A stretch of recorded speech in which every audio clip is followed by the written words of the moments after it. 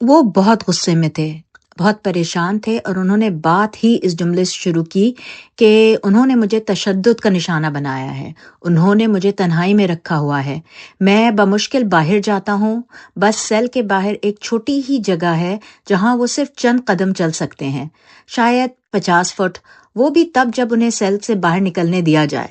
اور 4 ہفتوں تک انہوں نے کہا مکمل تنہائی رہی، کوئی ملنے نہیں آ سکا۔ انہوں نے ہمیں بتایا کہ ان کے سیل کے ارد گرد 6 کے قریب کیمرے لگے ہوئے ہیں تاکہ کوئی بھی پولیس والا، جی ہاں، کوئی بھی پولیس والا بھی ان سے بات نہ کر سکے۔ یہ سب اس لیے کہ انہیں مکمل طور پر تنہا رکھا جائے اور کوئی معلومات ان تک نہ پہنچ سکے۔ میں نے سب سے پہلا سوال ان سے یہ کیا کہ کیا آپ کو پتا ہے کہ باہر کیا ہو رہا ہے، جیل کے باہر کیا ہوتا رہا ہے؟ کیونکہ ہم ہر ہفتے آ رہے تھے، بیٹھے رہتے تھے، اور باہر بہت ہلچل مچی ہوئی تھی۔ انہوں نے کہا نہیں، مجھے نہیں پتا باہر کیا ہو رہا ہے۔ وہ بہت غصے میں تھے، انہوں نے بات ہی اس سے شروع کی کہ سب کو بتا دینا کہ جو کچھ میرے ساتھ ہو رہا ہے اس کا ذمہ دار عاصم منیر ہے، اگر میرے یا بشرا بی بی کے ساتھ کچھ ہوتا ہے تو یہ شخص ذمہ دار ہے۔ عام طور پر جب ہم پہلے ان سے باقاعدگی سے ملا کرتے تھے وہ ہمیشہ مسکراتے ہوئے آتے تھے، شاید ہمیں حوصلہ دینے کے لیے دکھاتے تھے کہ سب ٹھیک ہے، فکر نہ کرو، لیکن یہ پہلی بار تھا کہ میں نے انہیں اتنا پریشان دیکھا۔ میں آپ کی آخری بات سے مکمل اتفاق کرتا ہوں، کیونکہ وہ ہمیشہ ایسے ہی شخص رہے ہیں۔ جب میں اور علیمہ بات کرتے تھے یا جب میں نے ان کے بیٹوں سے بات کی تو وہ ہمیشہ اپنے خاندان کو یقین دلاتے رہتے تھے کہ سب ٹھیک ہے۔ آپ کی رائے میں اس بار وہ کیوں نہیں مسکرا رہے تھے؟ وہ غصے میں کیوں تھے؟ اس بار کیا بدل گیا؟ انہیں اس قدر ناراض کس چیز نے کیا؟ آپ جانتے ہیں عام طور پر جب بھی وہ باہر آتے تھے وہ ہمیشہ مسکراتے تھے، ہمیں بھرپور مسکراہٹ دیتے تھے، ایسے جیسے اپنے کمرے سے نکل کر آ رہے ہوں۔ لیکن اس بار انہوں نے مجھے کہا کہ یہ ذہنی تشدد، یہ تنہائی کی اذیت جسمانی تشدد سے کہیں زیادہ بدتر ہے، اور وہ اسے بار بار دہراتے رہے، اور خاص طور پر مجھ سے کہا کہ باہر جا کر سب کو بتاؤں کہ یہ شخص ذمہ دار ہے، اور اگر میرے ساتھ کچھ ہوا تو وہی ذمہ دار ہے۔ جب میں نے ان کے بیٹوں سے بات کی تو ہم نے بھی یہی نتیجہ نکالا تھا کہ وہ انہیں توڑنے کی کوشش کر رہے ہیں۔ اور جو بات آپ مجھے اس وقت بتا رہی ہیں اس کی بنیاد پر میں یہ نہیں کہوں گا کہ وہ انہیں توڑ چکے ہیں، لیکن ہاں، ان کے ذہنی حالات پر اس کے اثرات ضرور پڑنے لگے ہیں۔ اور اب ہمارے پاس ایک تازہ اپڈیٹ بھی ہے۔ ہم اس پر ابھی تھوڑی دیر پر بات کریں گے کہ انہوں نے ان کے خاندان سے ملاقاتیں بالکل بند کرنے کا فیصلہ کر لیا ہے۔ مس علیمہ تو پہلے ہی ان سے نہیں مل سکتی تھی کیونکہ وہ ان کا پیغام دنیا تک پہنچا رہی تھی۔ اسی وجہ سے انہیں قانونی طور پر نشانہ بنایا گیا، اور اب آپ کی بھی عمران خان سے ملنے پر پابندی لگا دی گئی ہے کیونکہ آپ بھی ان کا پیغام باہر پہنچا رہی تھی۔ وہ یہ سب کیوں کر رہے ہیں؟ وہ کیوں مزید سختی کر رہے ہیں؟ کیا ان کے لیے بڑھتا ہوا خطرہ بن رہا ہے؟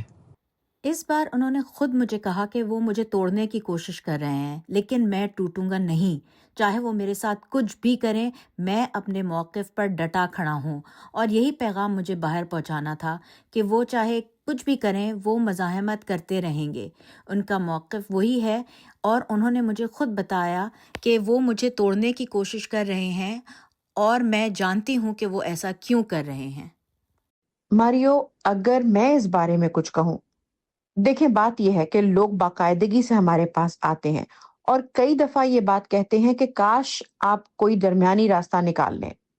میں نے بھی کافی لوگوں سے یہ پوچھا ہے کیونکہ ہمیں تو صرف عمران خان کو باہر نکالنا ہے، اور وہ کہتے ہیں کہ کیا ہم جنرل عاصم منیر کے ساتھ کوئی درمیانی راستہ نہیں نکال سکتے؟ تو میں نے کہا دیکھیں میرے بھائی نے، یعنی جب سے ہم ان تمام مراحل کا سامنا کر رہے ہیں، اگر آپ ان کے سارے ٹویٹس دیکھیں وہ صرف یہی باتیں کرتے ہیں: قانون کی حکمرانی، جمہوریت، انسانی حقوق اور آئین، بس یہی 4 چیزیں وہ بیان کرتے ہیں۔ تو میں نے پوچھا ان میں سے پاکستانی قوم کون سی چیز چھوڑنا چاہتی ہے؟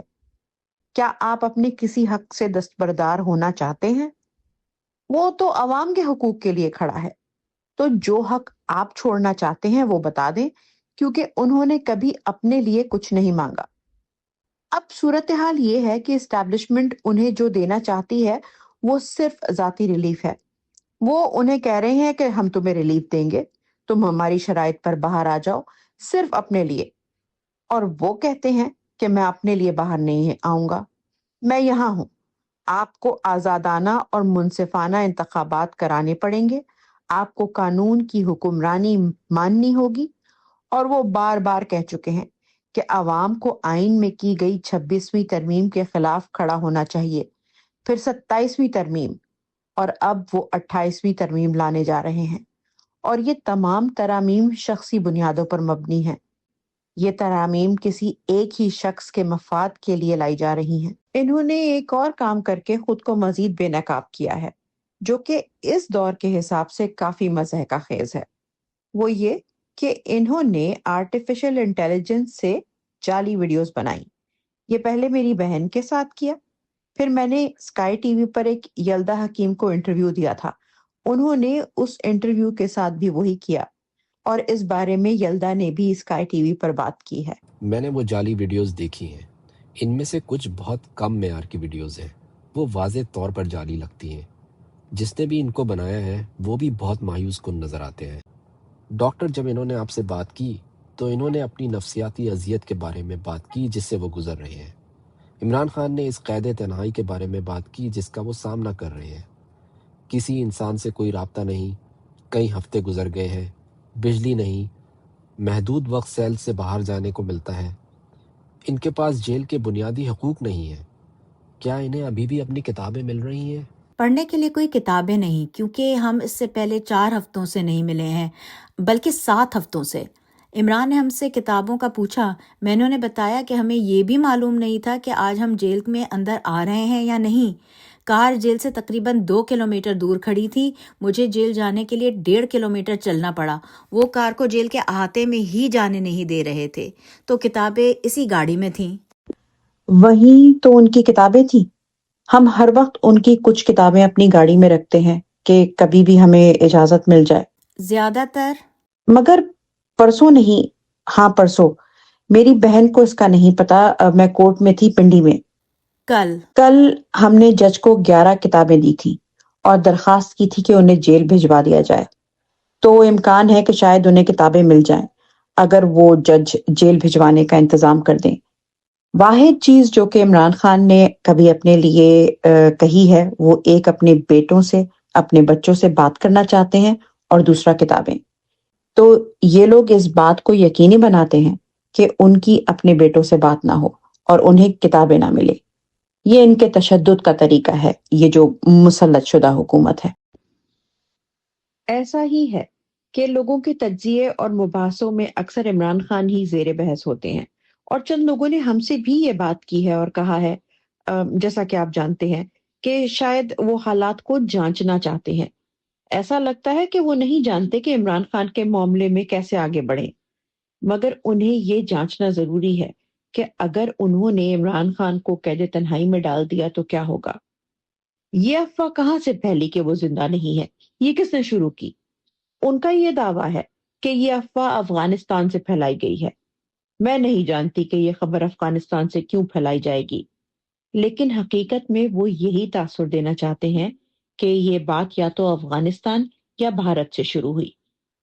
اب مسئلہ یہ ہے کہ وہ یہ بھی دعویٰ کر رہے ہیں کہ جعلی ویڈیوز بھی بھارت سے آئی ہیں، لیکن جعلی ویڈیوز کے بارے میں بات کرنے والا واحد شخص بھی ISPR کا ہی ترجمان تھا۔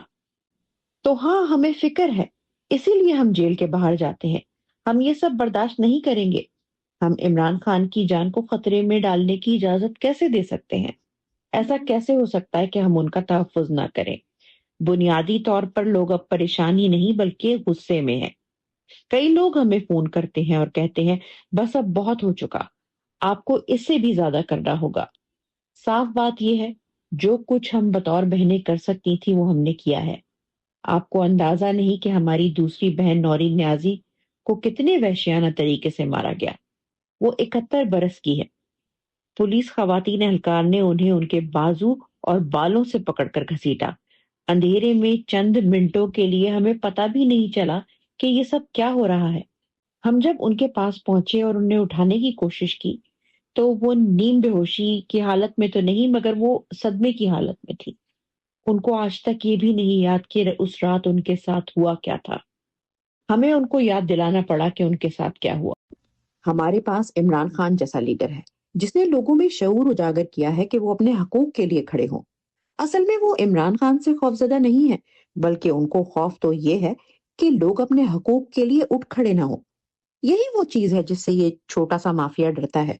ان کو اس بات کا خوف ہے کہ لوگ اگر کل کو کھڑے ہو جائیں گے تو اس ملک میں اپنا حصہ مانگیں گے۔